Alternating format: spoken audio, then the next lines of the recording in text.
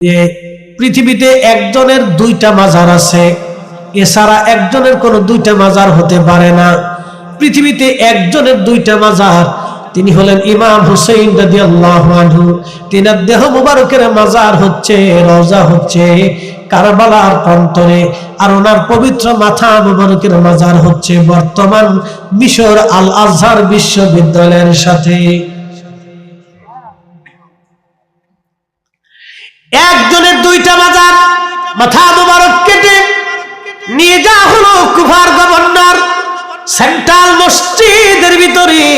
Ubaidullah ইবনে জিয়াদ ওই মসজিদের ইমাম ছিলেন, খতিব ছিলেন, এবং তিনি কুফার গভর্নর ছিলেন। উবাইদুল্লাহ ইবনে জিয়াদ তিনি মসজিদের মধ্যে গেলেন, মিম্বরে বসলেন।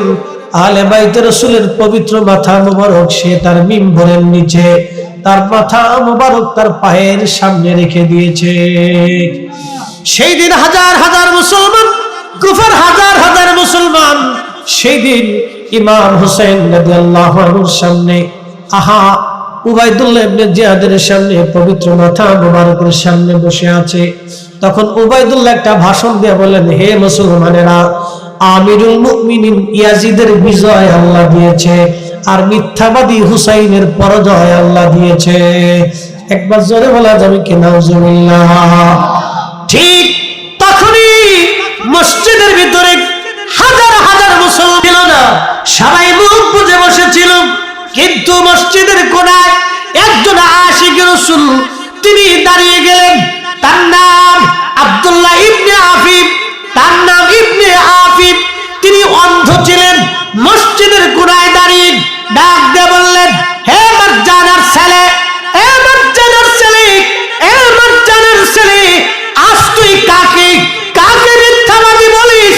তিনি আমার রাসূলের আওলাদ, আহলে বাইতে রাসূল, আহলে বাইতে রাসূল, তিনি আমার নবীর আওলাদ। আর তুই আমিরুল মুমিনিন কাকে বলেছিস? আমার রাসূলের দুশমনকে আমিরুল মুমিনিন বানায়া আমার নবীর আওলাদ কাজ মিথ্যাবাদী বলেছিস।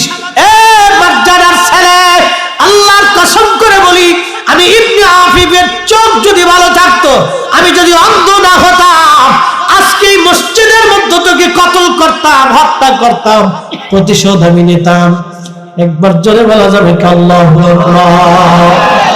যার কারণে গত সৃজন রে দেখো, চন্দ্র সূর্য তারা শূন্য ভরে, আসিয়া চলনিস চলে ধরা ধরে, নবী পদবিনে ভাব সবই মিশে।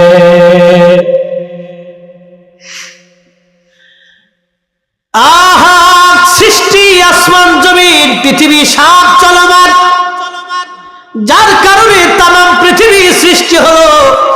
শোনো, তার কদম ব্যতীত সব মিথ্যা হবে, জীবন মিথ্যা হবে, জিন্দিগি মিথ্যা হবে, জীবন জিন্দিগি মিথ্যা হবে।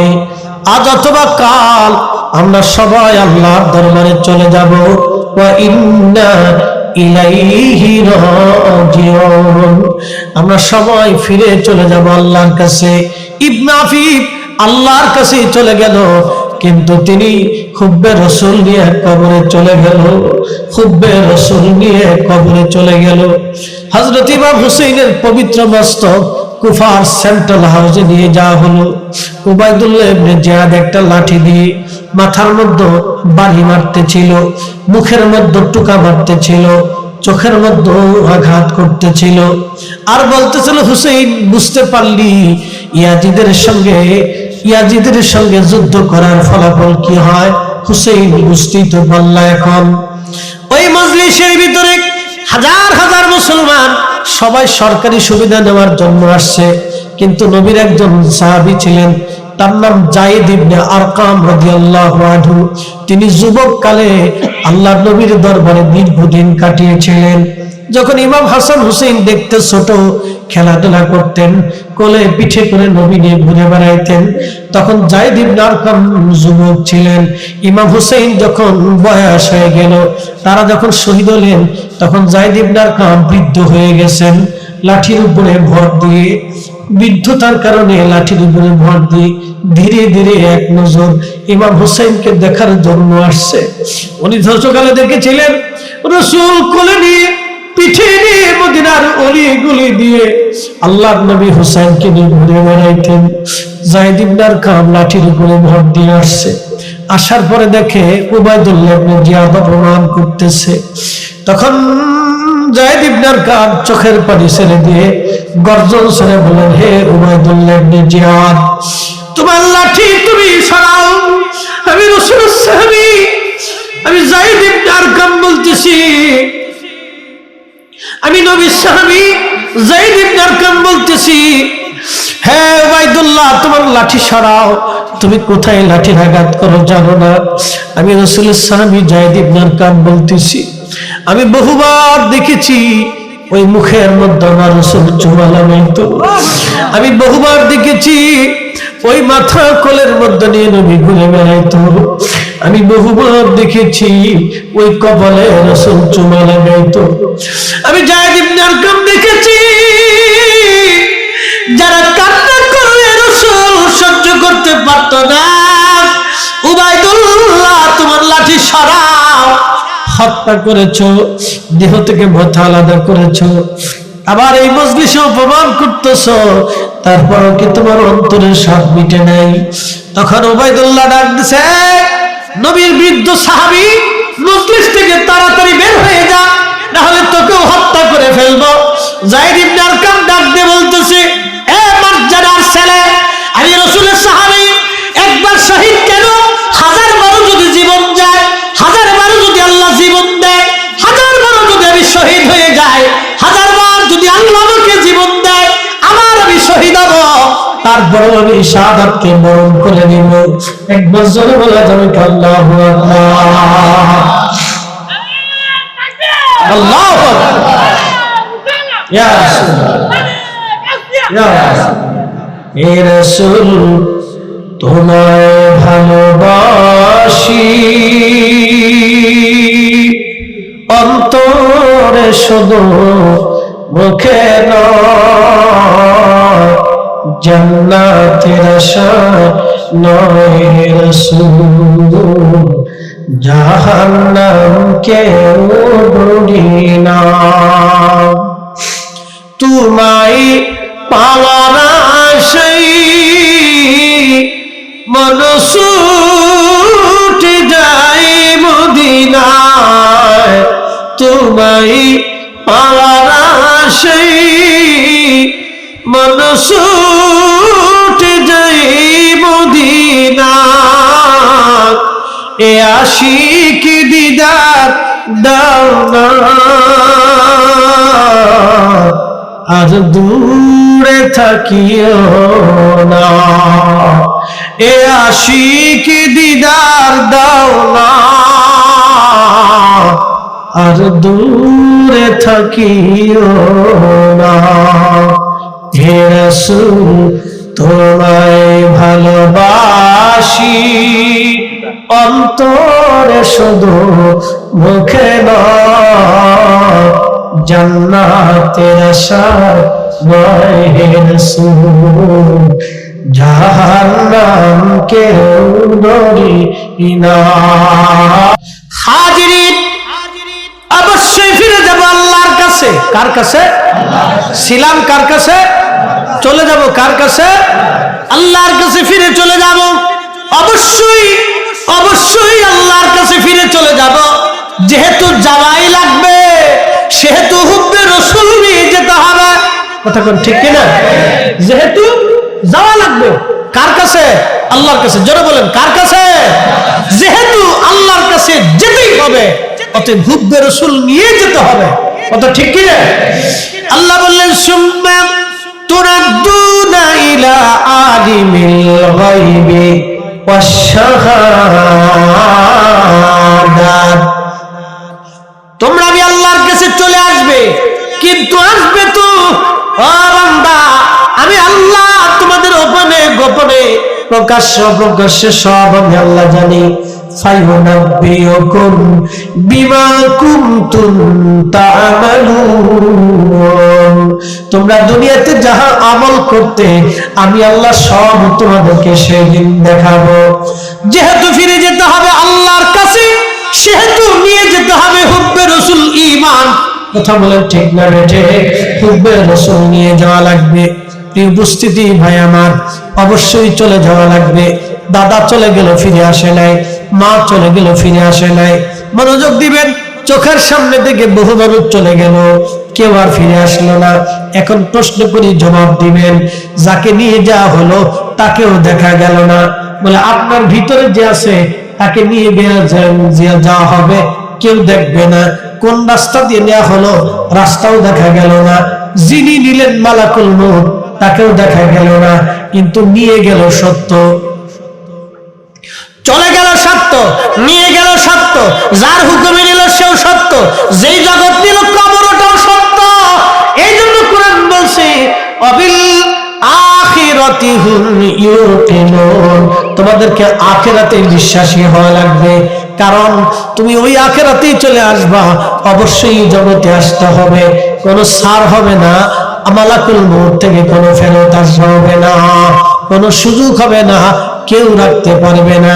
কত বড় বড় ধনী রাজা বাদশাহ যাদেরকে পাহারা দিত লক্ষ লক্ষ সৈন্যরা, তাদের মাঝ থেকে মালাকুল মউত তাকে নিয়ে চলে গেল, কেউ ধরে রাখতে পারে নাই, কেউ ধরে রাখতে পারে নাই, কেউ ধরে রাখতে পারে। আমরাও চলে যাব আল্লাহর কাছে। একদিন মাটির ভিতরে হবে ঘরে মোনামা, কেন বান্ধো দালান ঘর, মোনামার কেন বান্ধো দালান ঘর।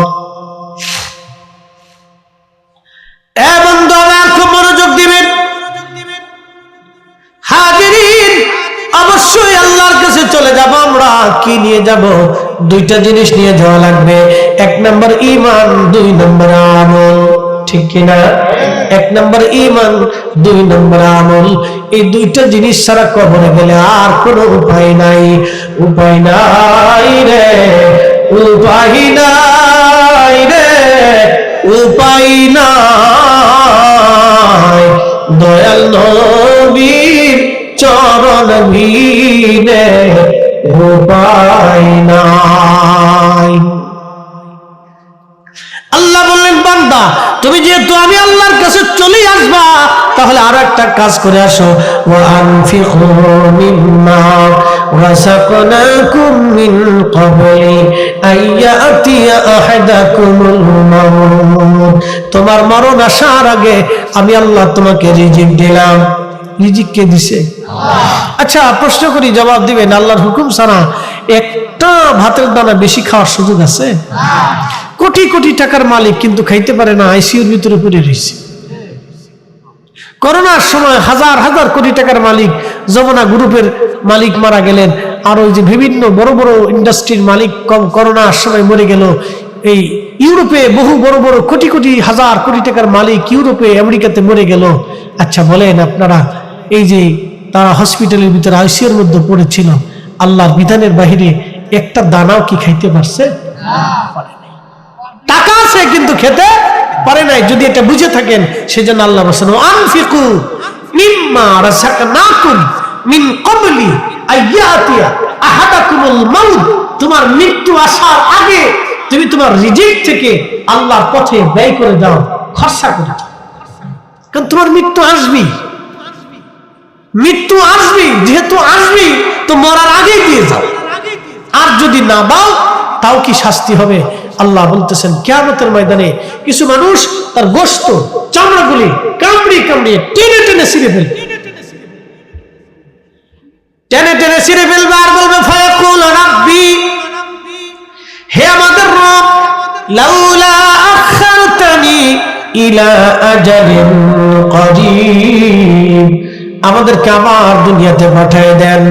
আমাদের হাসর আর সহ্য হইতেছে না আল্লাহ, এই শাস্তি আর সহ্য হইতেছে না আল্লাহ।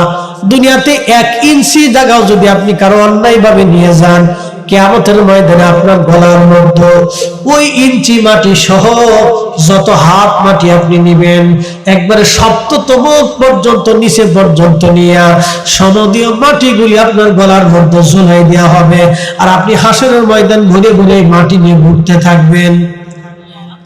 একসাথে বলবেন আল্লাহ, জোরে বলেন আল্লাহ। বিশ্বাস হয় আপনাদের? এই কথাগুলি বিশ্বাস হয়? কে বলেছে? আল্লাহ রাসূল বলেছে। জীবনে কোনদিন একটা মিথ্যাও তিনি বলেন নাই। তিনি বলে গেছেন দুনিয়াতে যারা মানুষের হক নষ্ট করে, সম্পদ নষ্ট করে, তাদের যে কি করুণ পরিণতি হবে আমি জানি না, খুব ভয়াবহ হবে। গোষ্ঠগুলি কামড়ে টেনে ছিঁড়ে ফেলবে আর বলে, ইয়া রাব্বি, আমাদেরকে আবার দুনিয়াতে পাঠান, ফাআসাদদাকা, বেশি বেশি করে দান করব, ওয়া আকুম মিনাস সালিহিন, আর নেককারদের অন্তর্ভুক্ত হয়ে যাব। আল্লাহ সেই দিন ডাক দিয়ে বলবে, আর শুনুন, জিন্দেগি তোর যাইরে ফাঁকি দিয়া রে সোনার জিন্দেগি তোর যায় ফাঁকি দিয়া। ও আদাম রে,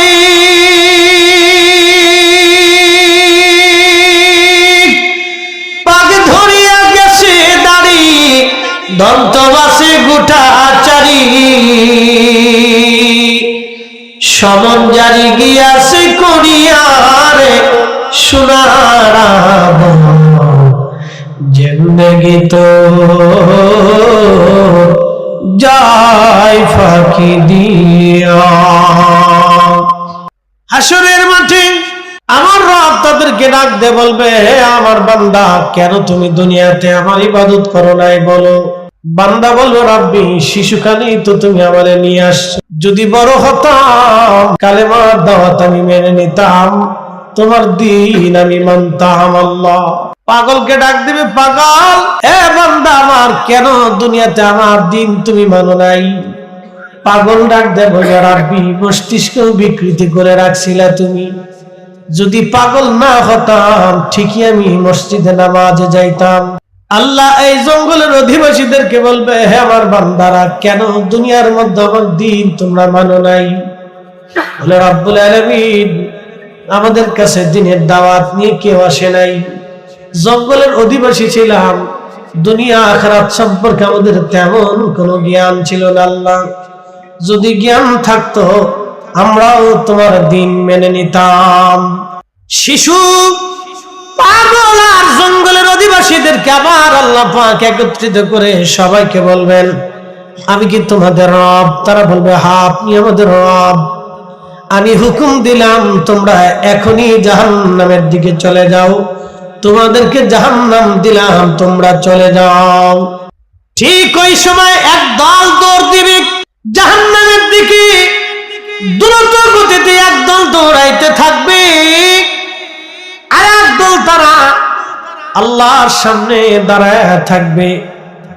যারা দাঁড়ায় থাকবে তাদেরকে আল্লাহ জিজ্ঞেস করবে, হে আমার বান্দারা, কেন তোমরা দাঁড়ায় রইছো? আমি তো চলে যেতে বলেছি জাহান্নামে। ওরা বলবে, ইয়া রাব্বি, জাহান্নাম বড় কঠিন জায়গা আল্লাহ, এর গর্জন তর্জনে কলিজা শুকায় গেছে, ভয় হয়। খোদা গো, জাহান্নাম বড় কঠিন জায়গা, ভয়ে আমরা দাঁড়াই রইছি, কি করে জাহান্নামে যাব? যারা জাহান্নামের দিকে যাচ্ছে আল্লাহ ডাক দিবে, এ বান্দা দাঁড়া, তোমরা দৌড়ে জাহান্নামের দিকে যাচ্ছ, কারণ কি? বান্দারা ডাক দিয়ে বলবে, রাব্বি, তুমি তো আমাদের রব, হুকুম দিয়েছো জাহান্নামে যাওয়ার জন্য, এই জন্য আমরা জাহান্নামের দিকে দৌড়াচ্ছি। আল্লাহ ডাক দিয়ে বলবে, তোমরা আসো, জাহান্নামে যেতে হবে না, হাসরের ময়দানে তোমাদের পরীক্ষা জামার হয়ে গেছে। আমাকে দেখার পরে, আমার হাসর দেখার পরেও আমার হুকুম তোমরা মেনে নিয়েছ, জাহান্নামের দিকে দৌড়াচ্ছ। আমি জানি তোমরা দুনিয়াতে আমার হুকুম মেনে নিতা, নামাজের হুকুম মানতা, হালালের হুকুম মানতা, রোজার হুকুম মানতা। বান্দারা রে, যা যা, তোদেরকে জান্নাত দিয়ে দিলাম। আর তোরা দাঁড়াই রইছ, তোমরা দুনিয়াতে আমার হুকুম মানতা না, আমার দেখার পরেও তোমরা দাঁড়াই রইছ, না দেখাও তোমরা আমাকে মানতা না। তোমরা জাহান্নামে চলে যাও, আর যারা জাহান্নামের দিকে দৌড়ে যাচ্ছ তারা জান্নাতে চলে যাও। আল্লাহ হাসরের ময়দানে এইভাবে পরীক্ষা করবে এদেরকে। প্রিয় উপস্থিতি, খুব মনোযোগ দিবেন। আমাকে বলা হয়েছে হুজুর ইমাম হাসান হুসাইনের জীবনী নিয়ে কিছু কথা বলার জন্য, শুনে যাবেন। আজ প্রিয় নবীজি ইন্তেকাল করবেন ঠিক এমন সময় ফাতিমাতুজ জাহরা রাদিয়াল্লাহু আনহা বসে বসে কাঁদতেছিলেন। আল্লাহর নবী ফাতিমাকে ডাক দিয়ে বললেন, কন্যা আমার, মেয়ে আমার, তুমি চোখের পানি মুছে দাও রে ফাতেমা। আমরা আহলে বায়াত, আল্লাহ আমাদেরকে কি পরিমাণে সম্মান দিছে জানো নি রে ফাতেমা? ফাতেমা রে, তোমার বাবার মতো সম্মানিত সারা সৃষ্টি জগতের মধ্যে আর কেউ নাই। তোমার আব্বাকে আল্লাহ হাবিবুল্লাহ বানিয়েছেন, সর্বোচ্চ মাকামে মাহমুদের সম্মান তোমার বাবাকে দিয়েছেন। একবার জোরে বলা যাবে কি মারহাবা? শ্রেষ্ঠ নবী দিলাম রে তরিয়ে নিতে রোজ হাসরে, পথ না ভুলি তাই তো দিলে, পথ না ভুলি তাই তো দিলে, পাক কুরআনের বাণী খুদা তোমার মেঘের বাণী।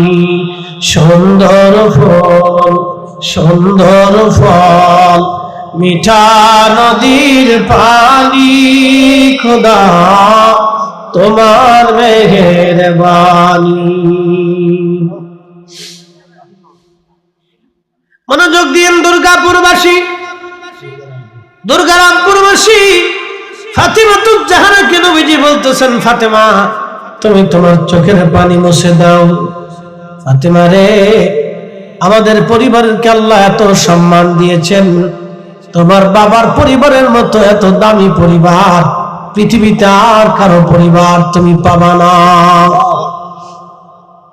ফাতেমা, এই পরিবারের মতো এত সম্মানিত পরিবার আর হবে না, কোনদিন আর হয় নাই। ফাতিমা, আমাদের পরিবারকে আল্লাহ এত সম্মান দিয়েছে, আমার চাচাকে আমার আল্লাহ সাইয়্যিদুশ শুহাদা করেছে, সমস্ত শহীদদের সর্দার বানিয়েছে। আমার চাচা আমির হামজাকে আল্লাহ সাইয়্যিদুশ শুহাদা বানাইছে, সব শহীদদের সর্দার আমার আল্লাহ বানিয়েছে। ফাতিমা, আরে তোমার চোখের পানি তুমি মুছে দাও ফাতেমা। আল্লাহ রাব্বুল আলামিন, আহা, আমার একটা চাচাতো ভাই আল্লাহ দুনিয়াতে দিয়েছে, তার নাম জাফর। মুতার প্রান্তরে আমার জাফর শহীদ হয়েছিল। আমার জাফর কালেমার পতাকা উড্ডীন রাখার জন্য আমার জাফর দুইটা হাত কাফেররা তার কেটে ফেলে দিয়েছিল। হাতের বদৌলতে আমার জাফরের দুইটা হাতের বদৌলতে আমার আল্লাহ আমার জাফরকে দুইটা পাখা বানিয়ে দিয়েছে। ওই পাখা দিয়ে উড়ে উড়ে আমার জাফর আল্লাহর জান্নাতের যেখানে খুশি সেখানে পাখা দিয়ে উড়ে উড়ে আমার জাফর উড়ে বেড়ায়। আল্লাহ, ফাতেমারে, আমার এই পরিবারের চাইতে এত বড় দামি পরিবার আল্লাহর কাউকে দেয় নাই। ফাতেমা, তুমি শুনে রাখো রে ফাতেমা, আল্লাহ তোমার একটা স্বামী দিয়েছে। ফাতেমা রে, তোমার স্বামী আমি নবী পছন্দ করি নাই, তোমার স্বামীর ব্যাপারে আমার আল্লাহ নিজে পছন্দ করেছে। তোমার বিয়েটা আমি নবী নিজে দেই নাই, এটা আল্লাহর পছন্দ অনুযায়ী হয়েছে। একবার জোরে বলা যাবে কি আল্লাহু আকবার? ফাতিমা, চোখের পানি মুছে দাও। আল্লাহ তোমাকে সাইয়্যিদাতুন নিসাই আহলিল জান্নাহ বানিয়েছে।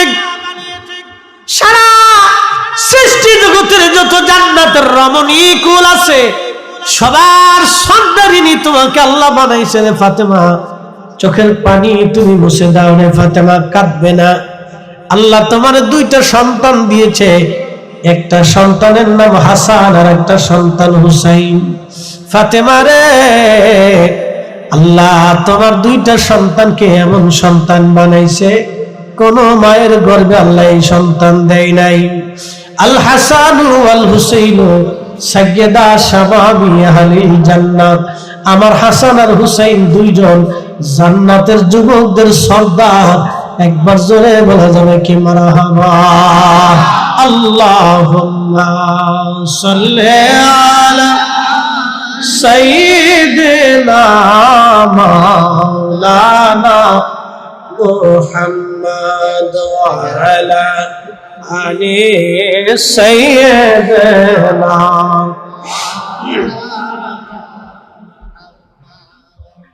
কষ্ট হচ্ছে না আপনাদের? নবীজি বললেন, ফাতেমা চোখের পানি মুছে ফেলে দাও। তোমাকে আর একটা সুসংবাদ দিচ্ছি ফাতেমা রে, তোমার হাসান হুসাইনের নসলে, হাসান হুসাইনের নসলে রক্তে আল্লাহ কিয়ামতের আগে একটা সন্তান আবার দুনিয়াতে পাঠাবে। তার নাম হবে মুহাম্মদ, বাবার নাম হবে আব্দুল্লাহ, তার পরিচয় হবে ইমাম মাহদী নামে। ও ফাতেমা শুনে নাও, তুমি আজ আমি খোদার জমিনে যেইভাবে কালেমা প্রতিষ্ঠিত করেছি, যেইভাবে রাষ্ট্র পরিচালনা করেছি, আমার মাহদী একই নিয়ম অনুযায়ী খোদার জমিনে খোদার দিন প্রতিষ্ঠিত করবে এবং ওইভাবেই রাষ্ট্র পরিচালনা করবে। একসাথে বলা যাবে কি আল্লাহু আকবার? বুঝতে কি কোনো অসুবিধা? খুব মনোযোগ দিয়ে আল্লাহর হাবিব ডাক দিয়ে বলতেছে, ফাতিমা চোখের পানি মুছে ফেলা। তোমার হাসান আর হুসাইনের নসলে রক্ত দ্বারা অনুযায়ী মাহদী দুনিয়াতে আসবে। শুনে জানাস, ইমাম মাহদী আরবের মরুভূমির ভিতরে 40 বছর ধরে ছাগল, উট, দুম্বা, ভেড়া চড়াবেন। দুনিয়ার মানুষ তারে চিনতে পারবে না। সে যে ইমাম মাহদী, দুনিয়ার মানুষ তাকে চিনবে না। 40 বছর ধরে তিনি ভেড়া, উট, দুম্বা, ছাগল চড়াবে। দুনিয়ার কোন মক্তবে, কোন মাদ্রাসায়, কোন ইউনিভার্সিটি, কোন কলেজ, কোন বিদ্যালয়ে একটা অক্ষর ইমাম মাহদী কারো কাছ থেকে শিখবে না। আল্লাহ নবী বললেন, 40 বছর যেদিন পূর্ণতা পাবেন, সূর্য ডুবে যাবে, রাত্রিবেলা ইমাম মাহদীর কলিজার ভিতরে, কালবের মধ্যে আমার আল্লাহ পৃথিবীর সব বিদ্যা ইমাম মাহদীর কালবের ভিতরে আল্লাহ দিয়ে দিবে। উলুমুল হাদিস, উলুমুল ফিকহ, উলুমুত তাফসীর, আল্লাহ যুদ্ধবিদ্যা, দার্শনিকতা, রাষ্ট্র পরিচালনা, সমস্ত বিদ্যা আল্লাহ ইমাম মাহদীর কালবের ভিতরে আল্লাহ দিয়ে দিবে। একটা কথা এখান থেকে বুঝে যাবেন, এক রাতে সব বিদ্যা আল্লাহ তাকে দিবে। যদি মাহদীকে এক রাতে সব বিদ্যা আল্লাহ দিয়ে দেন, তাহলে আপনারা বলেন তো আমার রাসূলের বিদ্যা কেমন বিদ্যা ছিল, আমার নবীর ইলম কেমন ইলম ছিল। আজকে ওরা কারা যারা আমার রাসূলের ইলম নিয়ে প্রশ্ন তুলে 1000 বছর ইবাদত হবে, জান্নাত হবে না? কথা বলেন ঠিক কিনা? আপনার বাবা কবরে প্রতীক্ষায় বসে আছে, সন্তান বুঝি আমার জন্য দোয়া করবে, কিন্তু নাফরমান সন্তান দোয়া না করে চলে যায়। আর এক প্রকার নাফরমান আছে তো দোয়া মানেই না। কি কথা কর না কেন? এক প্রকার আছে দোয়া বাদই দিয়ে দিচ্ছে, ও মানেই না। ও বেনামাজি, শোনেন, বেনামাজি সে এই 10 বছর যদি নামাজ না পড়ে, তাহলে 11 বছরের মাথায় পড়ানোর সম্ভাবনা থাকে। বলে কারণ কি? ও বেনামাজি, পড়ে না, বিভিন্ন আলসেমির কারণে, শয়তানের কারণে, এটার কারণে, সেটার কারণে পড়ে না। বুঝে সুঝে ধরে পড়লে পড়ানো যায়, কিন্তু যে নামাজ মানেই না তারা আপনি জোর করেও পড়াইতে পারবেন না। কি কথা ঠিক কিনা? যে দোয়া আলসেমির কারণে করে না, তারে টুকটাক কম বেশি একটু করানো যাবে। আর যে দোয়া মানে না, ও মরার আগদিন পর্যন্ত দোয়া করে না। কি কথা কোন ঠিক কিনা? এই জন্য যে মানে না তার সাথে আমাদের যুদ্ধ, যে মানে না তার সাথে যুদ্ধ। উলাইকা আলা হুদাম মির রাব্বিহিম ওয়া উলাইকা হুমুল মুফলিহুন।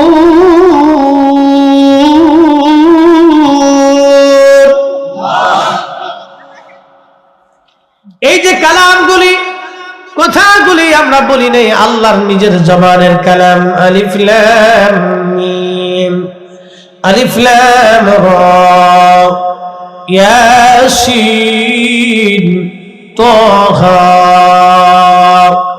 নূন, কাফ হা ইয়া আইন সাদ।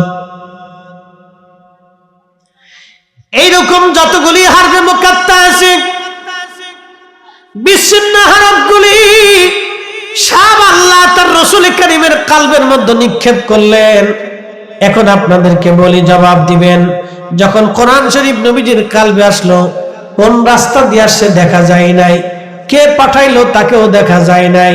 কিন্তু যখন কোরআন কলবে মুবারকের মধ্যে এসেছে, কোরআন নাজিল শেষ হয়ে যাওয়ার পরে নবীজি বললেন, ও আমার উম্মতেরা, সাহাবীরা শোনো, দালিকাল কিতাবু লা রাইবা ফীহি হুদাল লিল মুত্তাকিন। ও হ্যাঁ, এমন এক কিতাব যে কিতাবের মধ্যে কোনো সন্দেহ নাই, সংশয় নাই, সেই কিতাবটা হলো মুত্তাকিনদের জন্য হেদায়েত। তখন একটা সাহাবীও দাঁড়ায় বলে নাই, হুজুর কোন রাস্তা দিয়ে কোরআন আসলো দেখলাম না, আল্লাহ দেখলাম না, তাহলে এই কথাগুলি আমরা কেমনে মেনে নেব? এটা কি আল্লাহর কথা নাকি আপনার কথা? ওগো নবী, আমরা মানতে পারলাম না। কোন সাহাবী কথা বলে নাই বিনা বাক্যে, বিনা শর্তে। রাসূল বলেছে এটা কোরআন, সাহাবীরা মেনে নিয়েছে এটা কোরআন। কথা বলেন ঠিক কি না? তাহলে বলেন, সাহাবীরা কি আগে কোরআন চিনেছে না রাসূল চিনেছে? যারা বলেন, আগে আল্লাহ চিনেছে না রাসূল চিনেছে? রাসূল চিনেছে। কোন পাহাড় দেখে, পর্বত দেখে, কারো চেহারা দেখে সাহাবায়ে কেরাম আল্লাহ চিনে নাই, আল্লাহ চিনেছে রাসূল দেখে, আখিরাত বুঝেছে রাসূল দেখে। এই কোরআনে আল্লাহ ওয়াজ করছেন না? কষ্ট হইতেছে আপনাদের? বুঝে যান, 2 মিনিটই বুঝে যান।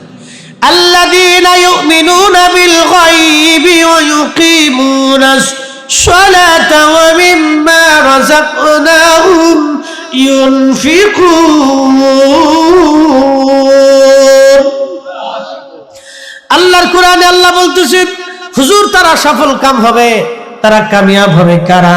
সর্বপ্রথম ইউমিনুনা বিল গায়ব, গায়বের উপরে যারা ঈমান আনবে, যেটা পঞ্চ ইন্দ্রিয় দ্বারা দেখা যায় না, ধরা যায় না, ছোঁয়া যায় না। যেমন আগামী কাল কি হবে আমরা জানি না, কবরে কি হবে আমরা দেখি না, হাসরে কি হবে আমরা দেখি নাই, আল্লাহ আছে আমরা দেখি নাই, ফেরেশতা আছে দেখি নাই, কেরামান কাতিবিন আছে দেখি নাই, ফেরেশতা মুনকার নাকির কবরে আসবে দেখি নাই, আজরাইল আসছে দেখা যায় না, জিবরাইল আসছে দেখা যায় না, কুরআন কোন রাস্তা দিয়ে আসলো দেখা গেল না। তখন আল্লাহর নবী সাহাবীরা একটা বাক্য বলে নাই, তারা বিনা বাক্যে আল্লাহর এই কথাগুলি রাসূলের জবান দিয়ে বিশ্বাস করে নিছে। তার মানে আগে তারা নবী মানছে। কথা কন না কেন? আগে কারে মানছে? রাসূল মানছে। যারা বলেন কাকে মানছে? রাসূল মানছে।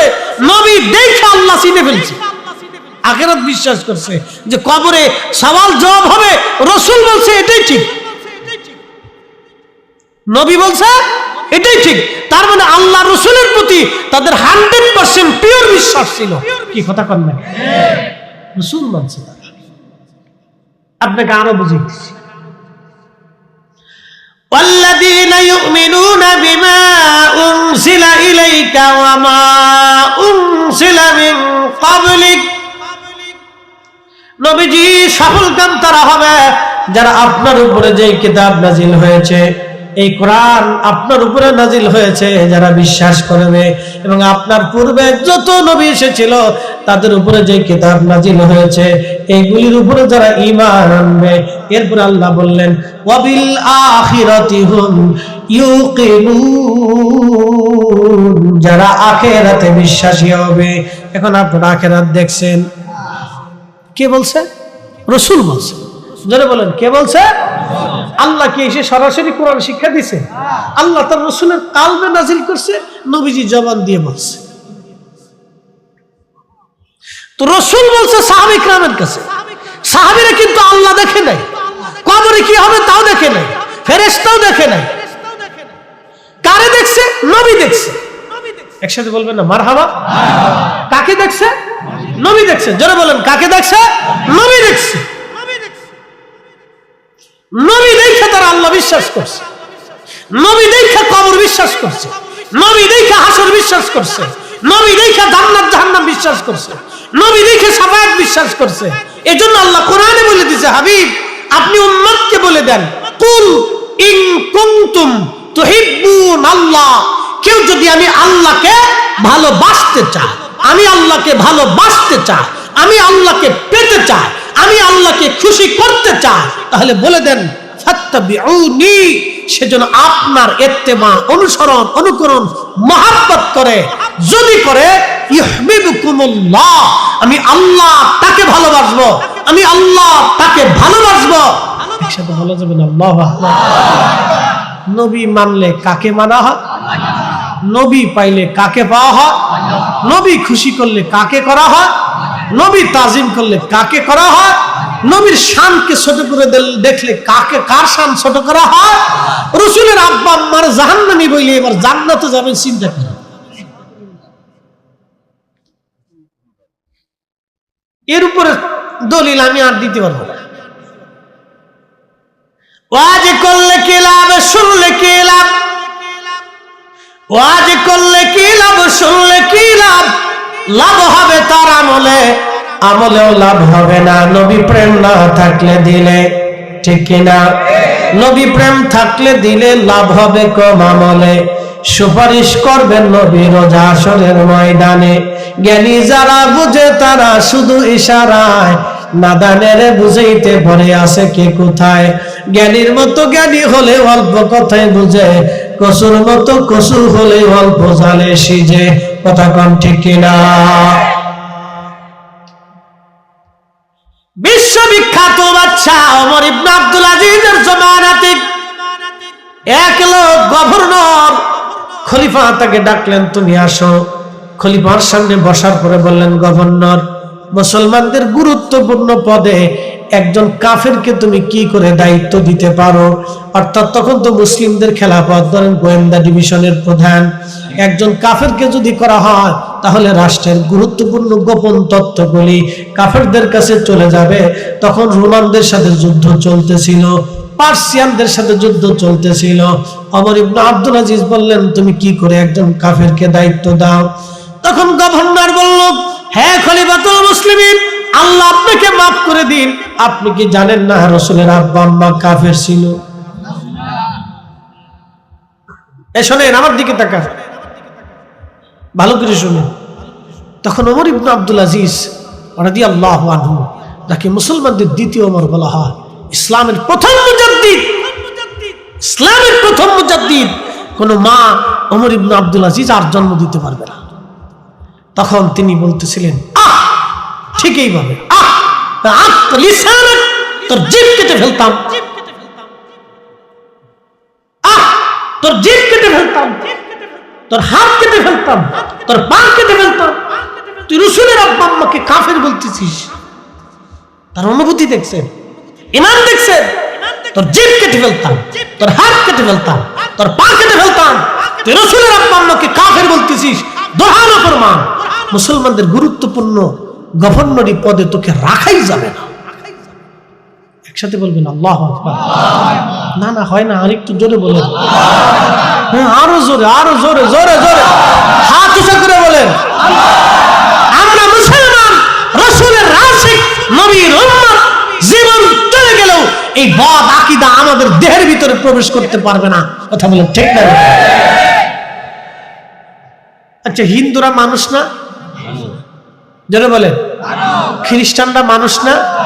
ইহুদিরা মানুষ না? বৌদ্ধরা মানুষ না? তাদের সাথে আমাদের তফাৎ কোন জায়গায়? তাদের সাথে তফাৎ হলো বিশ্বাস নিয়ে। কথা ঠিক কিনা? হিন্দু যারা আছে সনাতন ধর্মের, তাদের বিশ্বাস হলো এই মাছের দেবতা আছে, গাছের দেবতা আছে, আধারের দেবতা আছে, আলোর দেবতা আছে, তারপরে খাবারের দেবতা আছে, বিদ্যার দেবতা আছে, এই জন্য তারা সরস্বতীর পূজা করে, গণেশের পূজা করে, তারপরে কালীর পূজা করে, মা দুর্গার পূজা করে, এরপরে শিবের পূজা করে, আরো বিভিন্ন প্রতিমা বিভিন্ন ভগবানের নামে তারা বানিয়ে পূজা করতেছে। এটা তাদের ধর্মের বিশ্বাস। কিন্তু এই বিশ্বাস কি আমাদের আছে? তারা মানুষ, তারা ব্যবসা করে, তারা খায়, তাদের বাচ্চা কাচ্চা হয়, তারা মানুষ, লেখাপড়া করে, একই স্কুলে, একই বিদ্যালয়ে, একই বাজারে আমরা একসাথে ব্যবসা করতেছি। কথা বলে ঠিক কিনা? একই খাবার তারা খায়, আমরা যেই খাই হেরাও সেই খায়, আমরা যে বেগুন ভর্তা এও বেগুন ভর্তা, আমরা যে আলু ভর্তা সে আলু ভর্তা।